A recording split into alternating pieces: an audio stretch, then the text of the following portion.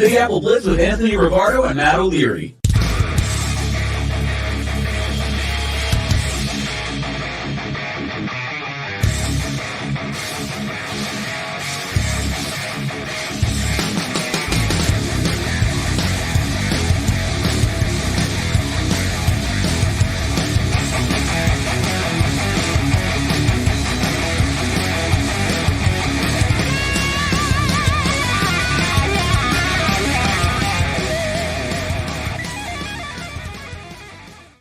Hello and welcome into another episode of Big Apple Blitz. Matt O'Leary alongside Anthony Rivardo. Anthony, how's it going this Monday morning?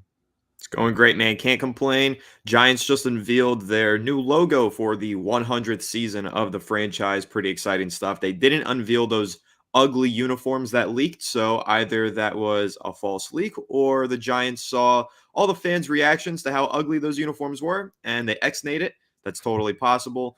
But it's going to be an interesting season. Going into year 100, the Giants don't look to be a very good team, but hopefully they make up for it with some fun festivities to celebrate the centennial year. Yeah, I pulled it up. What's the takeaway from this 100-year logo that they released? Are you a fan?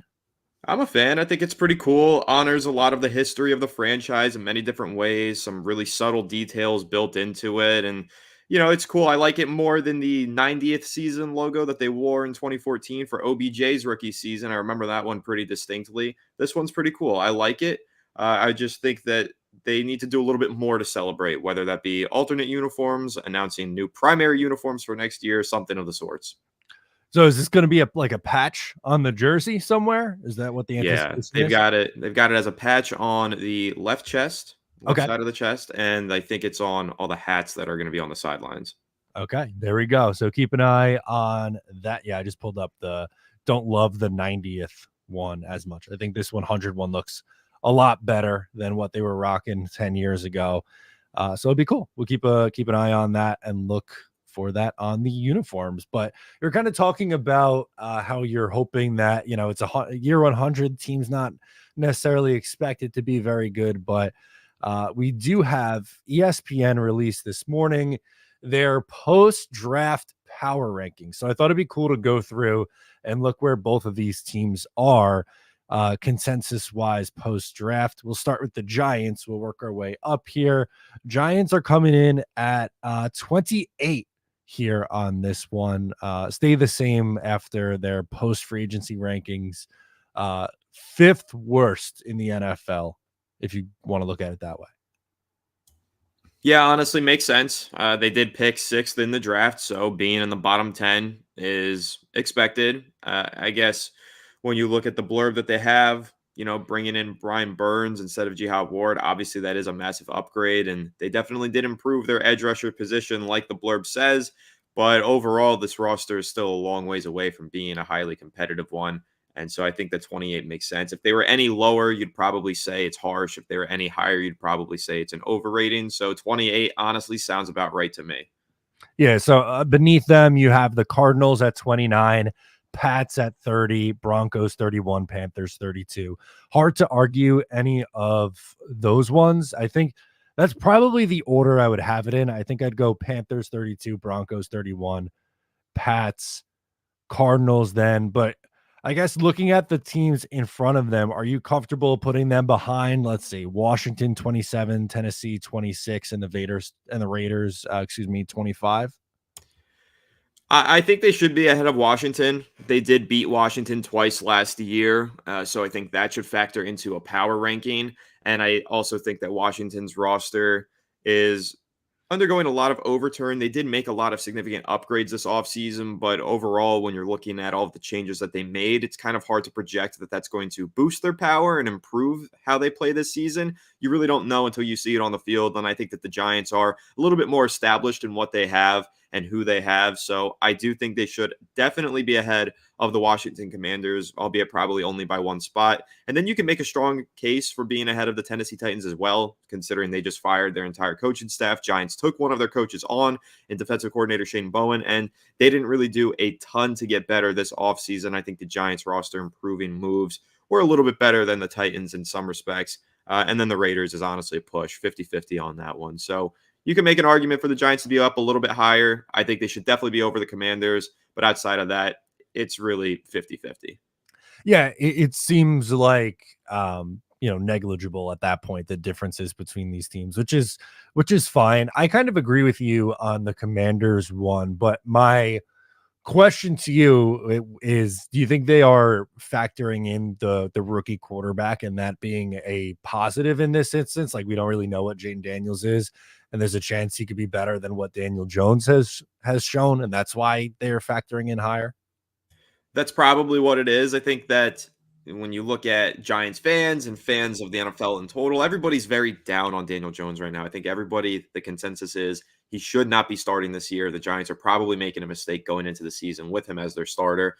Meanwhile, the Washington Commanders just picked up the Heisman Trophy winning quarterback who threw for 40 touchdowns last year. So, yeah, that's probably why they're ahead of the New York Giants on these power rankings. But still, I think that the established players, not the players who are unknown like the rookies, the Giants have a better established group of core players in my eyes. And I will say Washington also added talent in the second round with Johnny Newton, Mike St. Ristel. So they did get a lot better on both sides of the ball. You have to give them credit there. But again, considering the Giants beat them twice last year, the Giants also improved some key areas of their roster with Malik Neighbors, with Brian Burns, and some other big additions. I still think the Giants should be ahead of Washington. Yeah, I'm with you on that. I think it's putting a little bit too much stock into Jaden Daniels at the top. But, as you said, maybe best case scenario, like 25 or 26 for the Giants. 28 seems fair, though. Anything lower, I think, is kind of hater territory. But who knows? Maybe, the last time the Giants were really doubted this much, they end up making the playoffs in 2022. So maybe you get a repeat of that. Daniel Jones, 3,000 yards passing, 15 touchdowns, and they'll make the playoffs again. How's that sound? It doesn't sound good enough to me. I'm no longer holding the bar that low for Daniel Jones. I think that we were too kind to him in 2022 for having a career year with 15 touchdown passes. This year, it's got to be 25 for me to feel moved and feel confident in him long term. If he's not putting up the pretty much NFL average for a good quarterback of 25 passing touchdowns, I don't want to hear it. I'm done with him. So, yeah, even if they do make the playoffs behind a decent year from Jones, it's not good enough to be good enough anymore. He needs to be great. There we go. All right. As for the New York Jets, I was very curious to see where they would come in this power rankings, because you look at it, last year they finished with a 7-10 record. Obviously improved with getting, Aaron Rodgers back.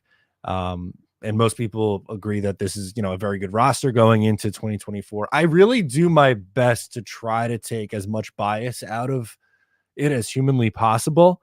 So you tell me if I'm being biased on this one or if I have a fair reaction. But I think the Jets at 17 is a little disrespectful. I think that's a little too low for this team with where the roster is looking at this point. With where the roster is looking, I would agree with you. Like I've said many times on the show, I think the Jets on paper have probably a top 5 roster in the NFL. So 17 is probably low. It's middle of the pack, but considering where they finished last season in the standings, I guess that's got to factor in. And of course, the fact that they are still pretty unknown with Aaron Rodgers. He hasn't really played for them yet. Is he going to be the Rodgers that we saw last time he played a full season? Is he going to regress now that he's getting older? I think that is a big question mark. What are we getting from Aaron Rodgers in 2024 is not something that's certain. I think that he's going to be a great player. He's always been a great player, and it's really tough to count someone like that out. But still, we got to wait until we see it on the field. And I still do have many question marks about this coaching staff, namely Nathaniel Hackett at offensive coordinator. But even still, I know that Jets fans, a lot of them are confident in Robert Saleh. I'm a Giants fan who is not confident in Robert Saleh, and I honestly don't know if I believe in him to get this roster over the hump and into the postseason on a consistent basis. So that's going to be my big question mark and why I would personally bring them down the power rankings, although I agree with you, 17 is probably a smidge too low. Yeah, and that's fair. All those points you bring up is totally fair. My pushback, and not that you know who's in front of them necessarily, but Chicago in front of them at 16, like, are there not similar question marks with, like, you have no idea what Caleb Williams is going to be? You have a coach in Eberflus, defensive guy who has some major question marks about his future as well. So, like, when you look at the teams who are around them and in front of them, like the Bears at 16, Pittsburgh at 15, I get it. They made the playoffs last year, but I don't love their quarterback situation Rams, I think, is fair. I'd put the Jets in a similar category as the Rams. And even I think Jacksonville's a touch overrated. I'm not saying that, Jets deserve to be, necessarily a top 10 team in this power rankings, but I thought they'd be closer to 10 than, middle of the pack here. I mean, honestly, I would be comfortable with them at 10 personally. Okay. So I don't think that's necessarily a crazy idea to say that they should be in the top 10 when you look at what they did to their roster this offseason, and considering it was already a great roster going into the offseason, there are question marks. There are unknown situations here, again, with Rodgers, with the coaching staff. But I do agree with you. If we're going by the rosters, and the power rankings are oftentimes just based on who's done the most in the offseason to improve, I mean, I think the Jets need to be probably quite a bit higher up on this list. I think putting them deep inside the top 10, like pushing to the top 5, would be a bit much. But on that fringe, top 10 to 15, that's where they should be, not 15 to 20. I definitely think they're being underrated in these rankings. Yeah, and you see teams like a good example at 9, you have the Cincinnati Bengals. Like, they missed the playoffs last year because they lost their quarterback. I'm not saying that the Bengals don't deserve to be a top 10, but like the Bengals and the Jets in a way feel like they're in a similar spot with how they were last year going into this year. I guess the Bengals just have a little bit more of that history, right? Because Burrow went on the, a deep run in the playoffs, and the Jets still haven't done that. But when I see the Bills at 8 and Dolphins at 7, I think the 3 teams in the AFC East, the Dolphins, Bills, and Jets, should be all relatively close in this power rankings. Like, I don't know if there's a 10-team gap between the Dolphins at 7 and the Jets at 17. No, I agree with you on that. I guess, honestly, it's probably just the stigma of the Jets being the Jets. The Jets have not made the playoffs in, how long has it been now? It's been over 10 years, I know. 13. Yeah, not 13 years. So I think that playoff drought just probably factors in to the minds of these writers when they do these power rankings. And so it's kind of hard to be super high on the New York Jets, because over the past few years, anytime we have been high on the Jets, they've ultimately let us down in one way or another. And sometimes, again, it's been out of their control. Last year, everybody was really high on the Jets. Aaron Rodgers got injured. You couldn't foresee that, and you couldn't blame them for having that happen to them. But it's always one thing or another. And so maybe that's why the writers or whoever does these power rankings just wants to put them a little lower down the list so that they don't get burned in the long run by what might feel to them like the inevitable Jets collapse. That's fair. Now, again, I will admit, this is a Jets bias, and yes, the Dolphins have made the playoffs recently, but do you know when the last Dolphins playoff win was? It's been a long time. When was it?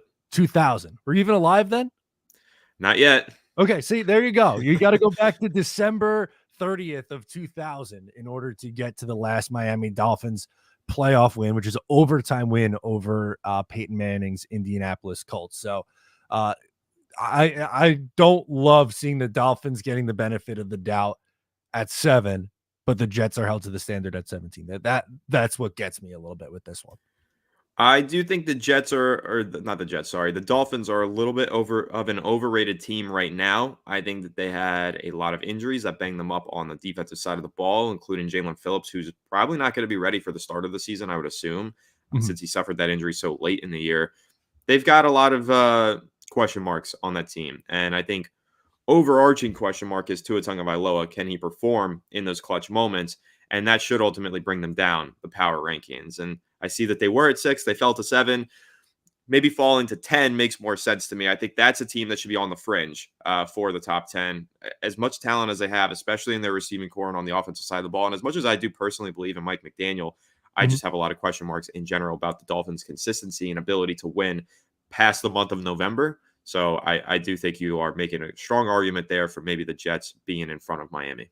Dolphins, Jets, Bills all should be somewhere in that like 10 to 14 range. So I disagree with you on the Bills, and the only reason why, I know that the Bills lost a lot of talent this offseason, obviously trading Stephon Diggs, they lost Jordan Poyer, Mitch Moore, some other guys, right? But Josh Allen, like that's the end all be all for me. Oftentimes when I think of power rankings and I look at these, it's really quarterback power rankings at the end of the day. So the Buffalo Bills being in the top 10, I think has to be that way, just because anytime, I think every year for the rest of Josh Allen's career, as long as he is on that team and he's playing at a high level, which I think he will continue to do, they're going to be a playoff team, or at least contending deep into the regular season for the postseason. So I do think for that reason alone, it's justified to have them in the top 10. So is 8 fair, or would you have them higher? I think 8 is fair. And let me scroll up. Yeah, Dolphins, Texas. you They have should be ahead of the Dolphins for me. okay. Easily should be ahead of the Dolphins. I think also ahead of the Texans. I think there's a lot of hype around the Texans right now, but and the Eagles I think should be lower than they are. Yeah, I think that the Bills should be higher personally. And a lot of it is predicated on the fact that Josh Allen is who he is and he's as talented as he is, and he's going to be an MVP candidate perennially. So the Bills should be higher, and some of those other teams there should be huge question marks about the Eagles. The Texans are an up and coming team, but they haven't really established themselves as perennial contenders. And again, so many question marks about the Dolphins. The Buffalo Bills should be ahead of those teams for sure. Couple good comments here from First State Jets. He says certain teams always get the benefit of the doubt. Let's see media darlings Detroit get through a season with non-elite golf play. He's a roller coaster. Let's see how they will do with an anchor at quarterback. Now, I think that's a touch harsh on Goff. If they lost the offensive coordinator, I would be a little bit more in on that comment, but I think them being able to run it back this year is going to be helpful. And I do think the Lions deserve to be top 5. I think they'll be good again. I do too. I think they do deserve it. I will say the NFC North is going to be a very competitive division this year, though. Green Bay is looking very good. Obviously, Detroit stands out, but Chicago did get a whole lot better, and they could be a postseason team, or at least contender. And even the Minnesota Vikings, a lot of that's predicated on the quarterback. How well does JJ McCarthy play, stepping in as a rookie? But looking at the rest of the talent on that roster, they upgraded their defense. They've still got some elite playmakers at wide receiver and tight end.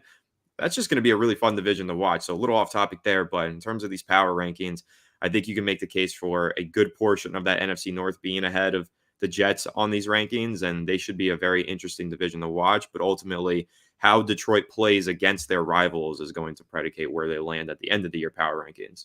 Sure, absolutely. And, Goff's first year in Detroit wasn't nearly as good as what he was the last 2 years. I mean, he had 30 touchdowns, 12 picks, 45, closer to 4,600 yards, 97.9 quarterback rating, 60.3 QBR. Obviously, was it Ben Johnson that's there, right? No. Who am I thinking of? Who's their OC? I think, is it not Ben Johnson? I'm not remembering the name either. Yeah, it is Ben Johnson. I don't know why I was down on myself. Ben Johnson. There we go. Yeah, it's fair. And First State says it's off topic, but you go as your quarterback goes, which is fair. That's a totally good way to look at it. That's why you had Buffalo higher, and I get that. And when looking at the AFC East, Buffalo has won it for 5 straight years, so they are the favorite right now with looking at odds. And I totally get it again, because if you have Josh Allen Josh Allen and just that history, you deserve to be the team that's considered the favorite until proven otherwise. Agreed. So I think the real villains of these power rankings are the Miami Dolphins. They should not be ahead of the Buffalo Bills in any way. No, and specifically the Dolphins. I don't know how much you interact with Dolphins fans. I can't imagine it's very often, but they think their team is so good when they haven't done anything in the play. It's kind of like Cowboys fans, I guess, right? It would be dealing with a Cowboys fan who hasn't really had much playoff success since like the 90s. So kind of similar. Yeah. Mind you, I live in South Florida, about an hour from the Dolphin Stadium. So believe me, I know how relentlessly annoying they can be. Okay, fair. So then, yes, you do it. You do get it a little bit. I always forget. I get it. So anyway, yeah, kind of just wanted to go through the power rankings there and go through it for both New York teams. While we're on the topic of rankings here, I think that's a good segue into this other thing we wanted to get into on the agenda, which is Bleacher Report put out their top 12 quarterbacks after the NFL draft. And apparently Aaron Rodgers is no longer a top 12 quarterback in the league. I must have missed this memo. Well, I'm curious to know who else was on the list ahead of him. Okay. So if you need any indication of how fraudulent this list is going to be, coming in at number 12 is Justin Herbert. Okay. Okay. I don't hate that. You don't hate that? You're not a Herbert guy? I think that there's a lot of question marks surrounding Justin Herbert. I'd probably have him higher on the list, but I think there's question marks. Okay. Stafford's at 11. Yeah, he's a great player. Probably Herbert ahead of him. You're right. Tua's at Okay. 10. All right. This list is fraudulent. Okay. Yeah. There you go. But Tua's at Burrow at 9. Yeah, injuries would make question marks. All right, Goff, but not that Goff, big of question marks. yeah, Goff's 8. Stroud 7. I think then this next one's the big one, if I remember correctly. Yes, Brock Purdy 6. That's personally fine with me. Okay. Jalen Hurts 5. Too high. Dak 4. That's fair. Allen 3. I think it's Lamar 2. Yeah, and then Mahomes 1. Yeah, Tua is way too high. Tua should not be in the top 10. Definitely not in front of Aaron Rodgers. Some of the other names on there, I think Jalen Hurts is very overrated. A lot of his production comes on the ground. He shouldn't be in the top 5. I like Dak Prescott at 4. He had a monster season last year. I think it's totally fine putting him in the top 5. But yeah, I guess Jared Goff a little high. I'd say, yeah, it's a pretty funky list. Aaron Rodgers probably deserves to slip in there at the back end of it. I would think so. Even if I'm not saying that Rodgers is going to come in and be like, oh, pick up where you left off in 2020. He's the, number 2 quarterback in the league. But it's hard for me to have guys like Goff, Tua, and Purdy. To me, those 3 are in like a similar tier for me in that like just outside the top 12 range. Yeah. For me, Brock Purdy, what he does, I know that there's the argument that he's the system quarterback and a lot of what he does is based on the team around him, but he plays so well in that system and he did lead the NFL in passing touchdowns. Like, I think it's tough to discredit what Brock Purdy's done. He is an elite quarterback, in my opinion, and honestly, probably arguably top 5. So I'm fine with him being that high. It's some of those other names on that list, like Goff being as high as he was. And Tua Tagovailoa just shouldn't even be on that list at all. And I get that he led the NFL in passing yards, but a lot of that really was generated through his receiving core. I'd be curious to know how many yards after the catch were factored into that total, because I think it's a pretty significant number. So Tua should be lower. I'm fine with Purdy where he is, and I do agree with you. After looking at the list, Aaron Rodgers had to place somewhere on there. Right, which I'm comfortable somewhere between 8 and 10 is where I think I would have him. Mahomes, Burrow, Allen, who else did I? Lamar. I would have Herbert higher. I think talent-wise, he's there. I just, obviously the playoff success hasn't come, but I don't put it as much on Herbert. I put Stafford above and Stroud above. So that would put Rodgers 8. If you want to do Dak or Hurts above that and then bump Rodgers down to 10, I'd be okay. But I was very surprised not to see him anywhere on this top 12 list. There was a little trend on that list where some of the guys were landing on their jersey numbers. I was thinking that that Rodgers was just going to land right in there at 12, because I think Dak came in at 4 on that list, and there was another one. Is CJ Stroud at 7? So and you had Burrow at 9. Yeah. So there was a few. There was a few, and it's almost like that factored in somehow to the rankings. Once it's 3, it's no longer coincidence. So I think putting Rodgers at 12 would have just been the safe bet. Or, well, I mean, he wears 8 with the Jets now, so that would work. Oh, that's right. That would work with my rankings. That would be perfect then. Or, hear me out, number 8, another New York quarterback, Daniel Jones. No, maybe -8, maybe 40. 32 plus 8. Yeah, 40 QB 40. But it's going to be curious, I think, for me, where he ends up falling at the end of the year, because I feel like we see like 2 very, very different ends of the spectrum when it comes to talking about Aaron Rodgers, where you have some who think like he's going to pick up right where he left off, and I think he is a top 5 quarterback still. And you have others in other rankings, and clearly, like, maybe this is an example of it. You have him closer to like 20 because him missing last year, and he was just kind of so that last year in Green Bay. I think I fall kind of somewhere in the middle there. But if Rodgers is, I don't know, let's call it a top 14 quarterback. We'll even give him an extra 2 spots outside this top 12.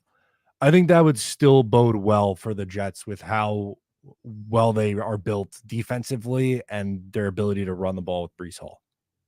Yeah, I'd agree with you. I think that Rodgers just needs to be slightly above average to get this team into the postseason. And once you're there, give Rodgers a chance to dance and see what happens. But I don't know. I think that that's going to be kind of the main thing, though. How well does Rodgers play coming off of that injury is going to ultimately decide where the New York Jets land up. Yeah, I think that decides the ceiling of this team. If he's back in the top 5 range, I think they are like a legit contender. If he's just like middle of the road, average to slightly below average, I still think they're good enough to be a playoff team, but I don't know if that's enough to go into an Arrowhead or to go into Cincinnati and win the game on the road in the playoffs. Maybe, but it's going to be a lot tougher.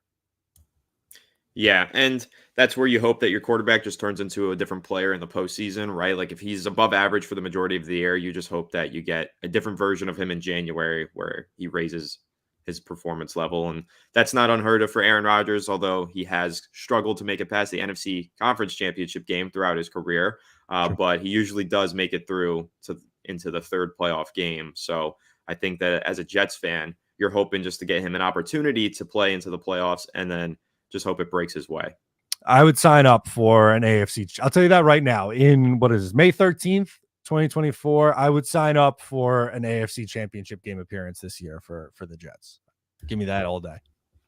It'll be the first time in a long time. The last time they made the playoffs, though, isn't that as deep as they made it? That's correct. I had a nice run. The first 15 years of my Jets fandom, they made 3 AFC Championship games. 98, I was 3, so I don't remember that. But there was a lot of playoffs in the early 2000s. So I'm hoping to get back to that. Yeah, you and me both, brother. I love it. So let's get into our last topic of the day, getting back on the Giants train. A surprise name for cornerback 2 from Brian Daboll. You want to get into that? Yeah, Brian Daboll was asked about the CB2 spot, kind of mentioned it's going to be something that they look more towards in phase 2 and 3 of minicamp and then into training camp, not something that they're necessarily deciding on right now, of course, with rookie minicamp going on. But he did mention that he has a lot of confidence in third-year cornerback Cordell Flott, which was surprising because throughout his first 2 seasons of his career so far, Flott has played well in spurts, has not found a lot of consistency, but has not played much on the outside, has played a lot of slot cornerback. However, the New York Giants bringing in Andrew Phillips in the 3rd round obviously would make you feel like that's going to be their nickel cornerback this upcoming season. So what happens to Cordell Flott? What does his future look like? Probably gets kicked out to CB2. And if he wins that starting position, that would be great. But again, his skill set is just so perfectly matched for the slot in some ways. It's going to be difficult to see how he transitions over to the outside. It's a totally different way of playing inside versus outside. And I also think that the Giants have a few other competitors for that CB2 job with Nick McLeod and Trey Hawkins III. So I think this is going to be the battle to watch during training camp for the New York Giants. However, Brian Daboll saying all the way in May that he has a lot of confidence in Cordell Flott to win that job bodes well for his future and probably tells you that he's going to get the first crack at the starting lineup, and the Giants are going to try and push him into that position, even if maybe things aren't going as planned at first throughout training camp. I think that they're going to give him the benefit of the doubt for a little while unless someone straight up beats him out for the job. Yeah, so I was looking at because I'm gonna be honest, I don't know a ton about him. It's not like he's played a ton of snaps over the last 2 years, but he definitely played more in 2023 and significantly more in the slot, as I believe his rookie season played a touch more on the outside. 269 snaps at outside corner versus 15 in the slot. And then that flips to 432 in the slot in 2023 versus 45 at outside corner. He's tall at 6'1". So you would think like, okay, usually you think slot corner, like that's your like 5'9", 5'10" corner. But he's really slender at just 175 pounds. So I'm curious to see how he translates, because he has some, like his height side of it that would make you think outside corner, but because he's so skinny, that kind of gives me a little bit of a question.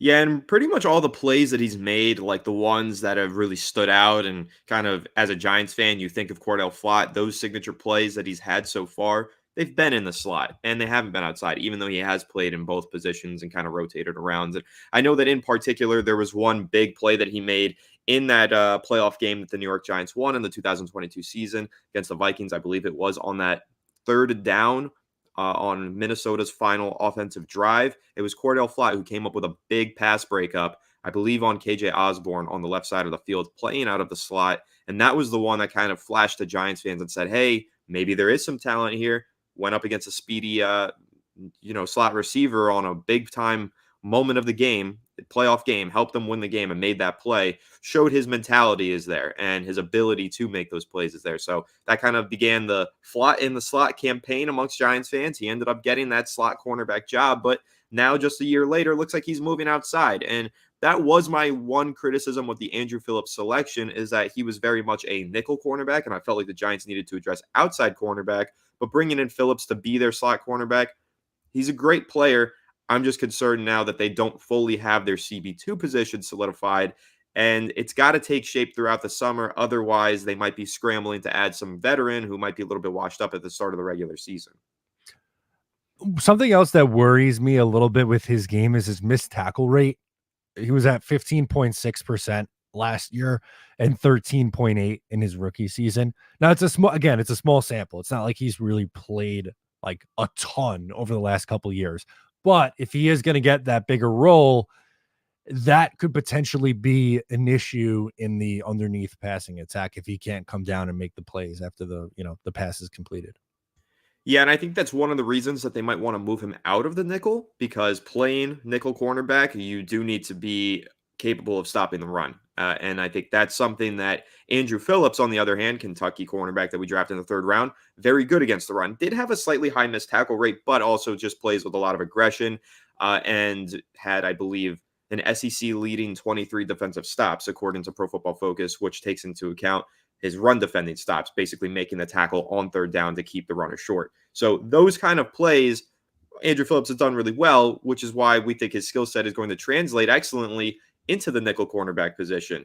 Cordell Flott, on the other hand, being so skinny and struggling so badly with tackling, maybe you just want to keep him in man coverage on the outside and let him just kind of stick on the hip of a receiver, make plays that way. But that is really the concern with him, and probably the reason why they want to move him out of the nickel and have him play outside. More so the inabilities that he has than the abilities that he has moving him to the outside, which I think is, again, another reason to be concerned. It is. And that's not to say that he can't, develop, because obviously still a young player, was just drafted a couple of years ago, but going into his third season, it just feels like that's asking a lot. If I'm the Giants or if I'm Dable, I'd be curious to see what he does in training camp before I make any like declarations that he's going to be this team's cornerback too. If he goes out and has a stellar camp, like it happens. It happened with the Jets last year. Tony Adams won the starting free safety job. He was an undrafted free agent in 2022, and then in 23 ends up winning that job. It can happen, but I'd kind of want to see it in practice over the summer and in preseason games before I'm like saying it's a definite that he can handle that position. Yeah, and then that kind of becomes concerning for me and for Giants fans, because last year we had a truly standout cornerback in training camp, 6th round draft pick out of Old Dominion, very small school. Trey Hawkins III looked like Sauce Gardner in training camp last year. He was elite. Then he got into the regular season, and I think he had 158.3 perfect passer rating against. He really struggled once he got into the real game action. And so that's where I get concerned about the Giants going into training camp without an established starter at CB2, hoping that one of these guys steps up and develops. They might look great in training camp. They might look ready for the regular season, but you're never ready for the regular season until you play in the regular season. And that's where I'm a little bit concerned about Cordell Flott, about Trey Hawkins, because he's once again going to be competing for that CB2 job. Nick McLeod as well has shown some flashes during the regular season before, but again, any Giants fan or coach or player just getting enamored by training camp performances, you ultimately do set yourself up to potentially get disappointed in a pretty major way like we did last year. So while I like Flott and I am curious to see how he performs in training camp, and if he does play well there, he's going to win the starting job. Still, I have a lot of concern over putting too much stock into the way that these players play during practice.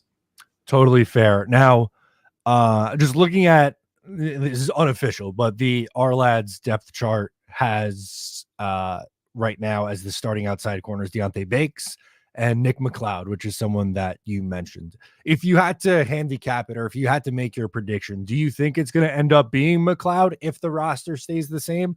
Or do you really believe that Flott's going to end up winning this job?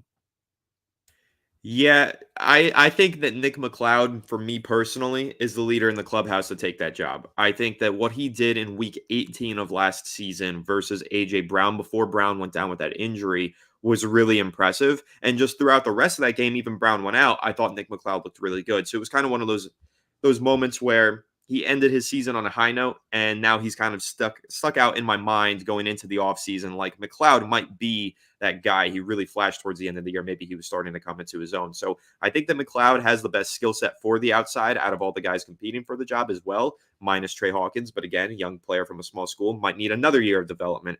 But overall, generally, I like McLeod. I think that he has the ability to play on the outside. I don't know how high quality of a player he can be or how high his ceiling is, but I like him as the leader in the clubhouse so far, although it sounds like Brian Dable feels differently. Absolutely. Our guy Johnny Boy is hanging out with us. He says, "What's up, guys? Happy schedule release week. Woohoo. More content, please." Johnny's enjoying what we're doing. We definitely love doing the show twice a week. And when we talk on Thursday, we will have the schedule released because it's supposed to come out at 8:00 on Wednesday. So maybe we close the show with that. Just some predictions or what do you think is going to happen for both these teams with their schedule coming up? Well, one of the leaks and rumors that I've heard is that the Giants are going to be playing a game in Germany this year against the Carolina Panthers. That's rather interesting. And it sounds like it's going to be a division rival in week 1. But outside of that, I'm pretty unknown. I don't think there's going to be a ton of primetime games for the Giants this year. They were an absolute snooze fest last year. So I doubt that the league is going to want to put them on the national spotlight. They'll probably get 1 or 2, and they'll probably be rivalry games. But outside of that, I think the Jets are much more likely to get those prime position games and probably feature on a couple holidays again, like they were Black Friday last year, if you want to call that a holiday. I don't think that the New York Giants are going to be in those positions, though. It's been a rough few seasons, and last year definitely left a sour taste in the mouth of NFL fans. Yeah, I mean, 3 of the first 4 Giants games from last year was in primetime. I didn't realize that until looking back. You had Dallas in week 1, which was rough, the 40-0 game. Then the San Francisco game in week 3, they hung tough for a little bit in San Francisco in that game, if I remember correctly. And then the Seattle one was just that was a rough watch. Sorry. No, it was. You don't have to be sorry. That's the game where I declared that I'm no longer supporting Daniel Jones as a starting quarterback. So right, and then they had the Bills in primetime. Now the Bills game was a great game. Obviously, you don't love how that one ended, but right. So that's 4 of their first 6 games were in prime. I would be shocked if that happens again for the Giants. Do you think they get 4 primetime games in total? No, I think they get 3 at the most. Well, I think every team has to get a Thursday night game. Thursday, yes. And does every team also get a Sunday or Monday, or no? No, the Jets went like 12 years between Sunday night games. Right. Last year was their first one since like 2011. That's right. I'm gonna guess 2. I think they'll get the prototypical Dallas Giants on a Sunday night. I don't know if to start the year though. They did that last year. It didn't go well, but like at some point during the year, it wouldn't surprise me if we got Cowboys Giants on Sunday night. But yeah, I'm gonna go 2, maybe 3. Maybe they get a Monday night, a random Monday one. I think they'll end up with 3 just because of the rivalries that they have. It wouldn't shock me if they get one against Dallas and one against Philly. So those are good teams that, the NFL likes to see in the spotlight. So the Giants might just get pulled into those primetime positions because of their rivals. But I don't think they've actually earned their spot in the primetime game. So I can't imagine that they're going to face off a non-NFC East team during a primetime matchup, unless it is that Germany game, if that ends up being somehow considered a primetime matchup for them. I don't know if they could play that one at night though, but no, that'd be a 9 a.m. start. Right. So I guess that's technically, I don't know. It's a standalone. I would count it. I would count it as a standalone game, we'll say. Sure. So yeah, I'm not expecting a whole lot of primetime for him, but the NFL schedule release is just one of those things that it doesn't hype me up the way that it hypes up other people. Like, I'm just like, okay, I already knew the opponents. So knowing what week we're facing the opponents isn't necessarily the craziest thing in the world to me unless we're getting a bunch of primetime games like we did last year. Then it became very interesting. But this year I'm expecting it to be a very boring run-of-the-mill release for the New York Giants. Yeah, so Johnny makes his prediction, so I want to share that. He's saying week 1, Jets, Denver, and then week 1 for the Giants would be against Philadelphia. That would be a little bit different for the Giants. It feels like they always, if it's a division rival, it's usually Dallas in week 1. Philly, I feel like they always play at the end of the year, so that would be a nice change. And for the Jets, he's really pushing that Zach Wilson versus Aaron Rodgers narrative. I don't know if we're going to get it, but I don't think the Jets open at home this year because they've opened at home the last 2 years. So I predict they're going to start on the road. The leak that was out there, I don't know how true it was Jets, Tennessee Titans in week 1. That could be an interesting matchup. That's one that the Jets should win. Should definitely be a winnable one. I don't imagine that would be a primetime one either, though, probably an afternoon game. The leak out there for the Giants is Giants Commanders at 1 p.m. We'll see if that ends up happening. Okay. That would be exciting, though, because then you get Malik Neighbors versus Jaden Daniels in a rivalry game. So I would like that one. But for Jets Titans, I think that's a pretty unusual matchup to kick off the year, but I guess it would be a welcomed one for Jets fans. Yes, I would give me Jets, Titans, 1 o'clock. Rodgers returns, throws like 25 passes because they win 27-6, and like just start your season off hot. I kind of like this comment from Red John. He says they should figure out a way for the Jets and Giants to play more than every 4 years. What do you think of that? Like trying to do interconference rivalries where you play a little bit more. I think if they expand the schedule to 18 games, maybe that's something we see. No, I totally do agree that. I think that would be a big move for the NFL just to really spark that Giants versus Jets rivalry. I think it's something that should be more of a thing, like they're both sharing a stadium. They're both, it's kind of, if you move over to, let's say, European football for one example, like, if you want to look at the Serie A, the Italian soccer league, you've got Inter Milan and you've got AC Milan. They play twice a year. They play in the same stadium, and it's a huge deal. It's a big showdown. The whole country is watching. It's a big thing. I don't know if it would ever reach that level for the Giants and the Jets unless they both became Titans in the league and were perennial playoff and Super Bowl contenders. But even still, they play in the same town. They play in the same stadium. There is rivalry amongst the fans, regardless of whether or not they're playing. They're still fighting about which is the better New York team every year. Just spark it. Make it more intense. Give it some more fun. Give us more to talk about on this show. I would love to see that become a thing. Absolutely. And then let's close with Johnny, who says, I don't want Denver. I would love the Tennessee one, though, because he would be there in Tennessee if it was Jets Titans week 1. So hopefully that's what you get, because I think that would be a nice kind of cupcake start to the season, and Johnny would be in the building. So sign me up for that. I'm in. For sure. That would be cool. I hope that happens for Johnny. I'm hoping that the Giants versus Ravens happens later in the year, because I got my buddy who lives in England is a big Baltimore Ravens fan. And he's thinking about maybe flying out to come see the game with me and see our two teams face off if it's later in the year. So that's what I'm hoping for. And that's the game that ultimately I really want to go to this year. Very cool. Yeah. So how do you go to games often? Like, do you make a trip up every year? How does that work? Because I know you're down in Florida. Yeah, anytime they're in Florida, I'm there. So they played the Dolphins last year. I went to that game. That was a tough one. But fun story about that. I had a professor at my college at Stetson who was a big Giants fan, became a fan of Fireside Giants. And so we remained connected after I graduated, and he sent me some free tickets to that game. Shout out to Mike Nichols, my great professor. And they happened to be in Dan Marino's box. So that was a pretty cool experience. That's awesome. all food and drink included. So that was great. Always go to the games when they're in Florida. I usually make it up for at least one game in New York. A couple of years ago, I went to 2, and that was pretty cool. And I think there was one in Florida as well. So I went to 3 of the 17 games that season. But yeah, we'll see if I end up making it up there this year. I probably will make it to at least one, though. There we go. Love to see that. That'd be cool. And if the Jets and Giants played every year, that would be awesome for this channel. You could do. That's what I'm saying. You could do tons of different stuff with it. So for sure. I'm in. All right, guys, thank you so much for tuning into another episode of Big Apple Blitz. Make sure to sub up the channel if you haven't already. You could also subscribe to Anthony's channel and Fireside Giants for more of his Giants coverage. My stuff over on Talking Jets and Matt O'Leary NY. That's going to do it. I'm Matt. He's Anthony, and we will catch you next time.